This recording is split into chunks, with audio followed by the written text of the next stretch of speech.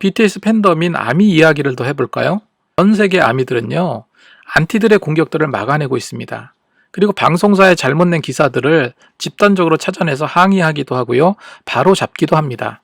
일전에 JTBC 뉴스룸의 앵커였던 손석희 씨가 잘못 낸 기사로 BTS와 그의 팬인 아미들에게 공개적으로 사과한 사건이 있었습니다.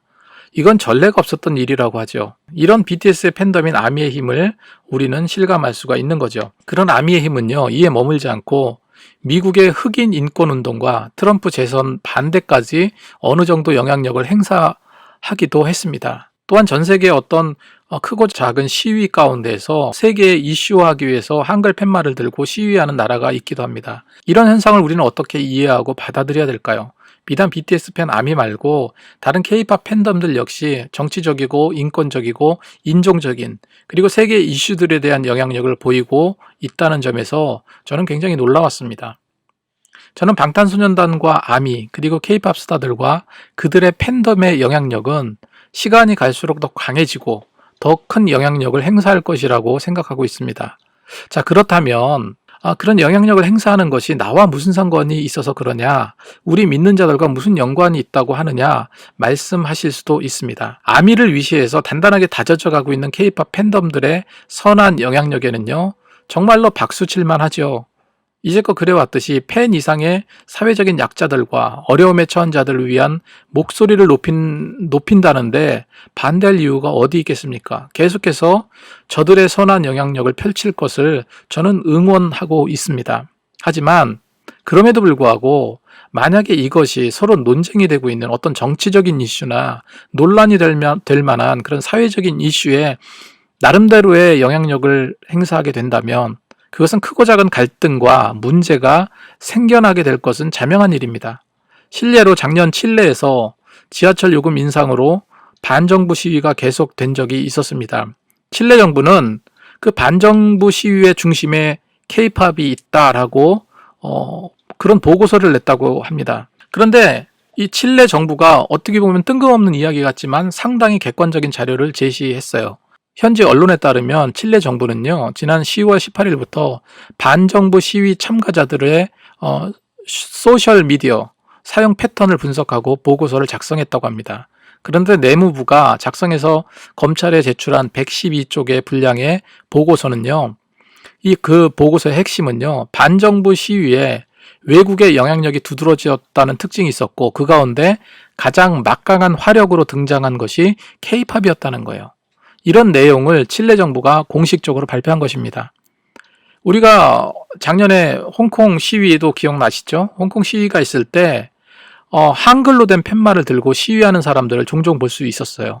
이렇게 한글로 된 팻말을 들고 시위하는 이유는 바로 세계에 이슈화하기 위해서라고 합니다. 태국의 반정부 시위에서도 K-팝 노래들이 계속해서 울려 퍼지고 그리고 한글로 된 팻말을 들고 시위에 참여하고 있었다는 것을 우리는 매스컴을 통해서 보아왔습니다. 그런데 문제가 무엇입니까? 바로 찬반 양론으로 극명하게 나눠져 있는 이슈에 참여한다는 것이 굉장히 큰 문제가 될 수 있다는 거죠. 대표적인 것이 동성애 문제입니다. 이 인권이라는 명목으로 K-팝 팬덤들은 적극적으로 옹호하고 나서고 있다는 거예요. 제가 유튜브를 통해서 보니까 이 동성애자인 아미들이 무지갯빛 현수막, 무지개는 동성애를 상징하잖아요. 그 무지갯빛 현수막에 한글로 된 응원 글씨를 보여 흔들기도 하는 모습을 제가 보기도 했습니다. 이런 현상들에 대해서 우리 믿는 자들은 어떤 말을 해야 할까요? 그리고 이들과 어떻게 섞이고 무엇을 어떻게 함께 외쳐야 될까요?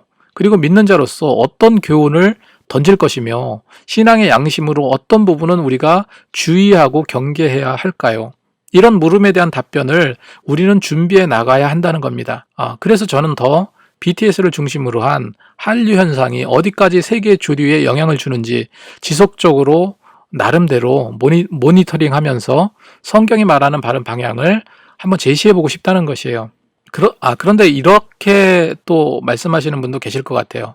아니 그런데 왜 다른 부분도 많은데 왜 굳이 K-팝, 왜 그것을 하려고 하느냐, 왜 그것을 연구하려고 하냐 하신다면 이 부분은 제가 관심을 갖고 있는 분야이기 때문에 그렇습니다. 그리고 또 한 가지 저는요, 이런 BTS 현상을 통해서 더 복음을 사랑하고 표현해내고 싶습니다. 이게 무슨 말일까요?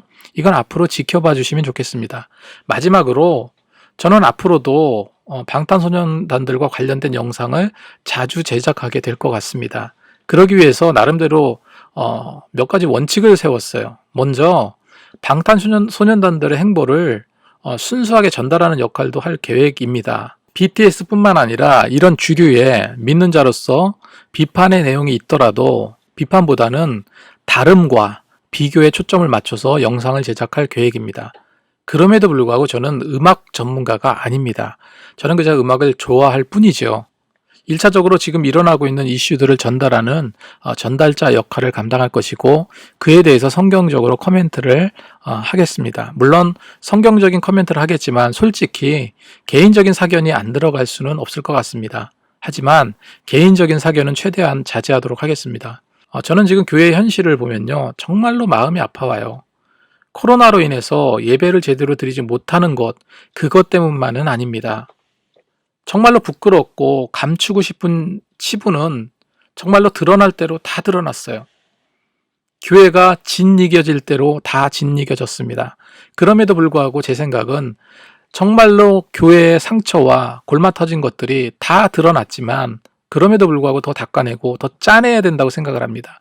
그렇게 짜낸 상태가 돼야지 비로소 성령께서 메스와 칼을 들고 소독하시고 치료하시고 수술하실 것을 알기 때문에 그렇습니다.